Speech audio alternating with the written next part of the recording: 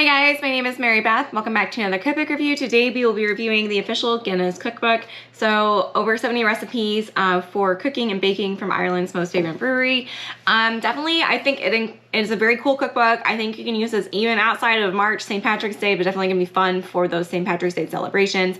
It does have some built-in recipes from some of the brew houses that they've opened here in the United States. So that's fun as well. I think it's a very approachable cookbook. It's definitely gonna feel, it doesn't feel like overly boozy, and definitely not all bar food as well. They really kind of up their game with their brew houses when they do have the kitchen, and you're gonna find a lot of really good recipes in here. So it does have a little bit of everything in here. It's gonna be an all-in-one cookbook for sure, with a lot of different variety of things to kind of stretch how you think about cooking with even Guinness. I was surprised as well.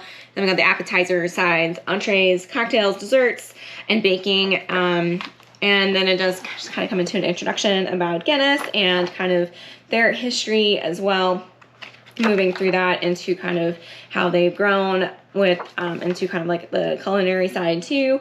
It does get some tasting notes for their different types of beers, and if you're a beer fan, this is definitely going to be, I think, more fun, I think, with these kind of tasting things, so you can kind of build out what you're going to eat. But definitely a lot of information here before you ever get to the recipes, cooking advice, that kind of thing. So then you move into the recipes. A lot of the recipes do feel kind of like elevated bar food, but in a very classy way. I really love, we have a local brew house pub where we live, and so we love going there because the food's always amazing. They really upped that game. There's not a picture with every recipe, but I definitely think you can kind of figure it out or find pictures online as well.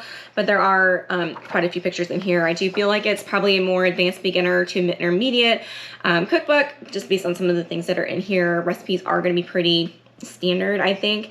So you're gonna be able to find most of the things you need at one grocery store, depending on where you live, of course. But I think most of it is pretty standard fare that you can find at most grocery stores. But a lot of great things to try, a lot of interesting things to try that I wouldn't have thought of putting Guinness in. But, you know, definitely a lot of really cool ideas on how to incorporate some of the stuff into your everyday. There's going to be a lot of different ways to use Guinness that maybe you hadn't thought of before.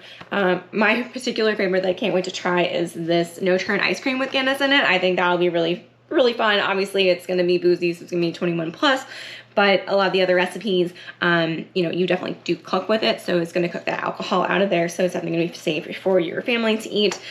If you don't have people in your family that are of legal drinking age, not going to have to worry about that. A little bit more concerned on the dessert side because you're not like heating it up on all the recipes, but definitely something great to try, and kind of just throw an overall kind of Guinness themed meal.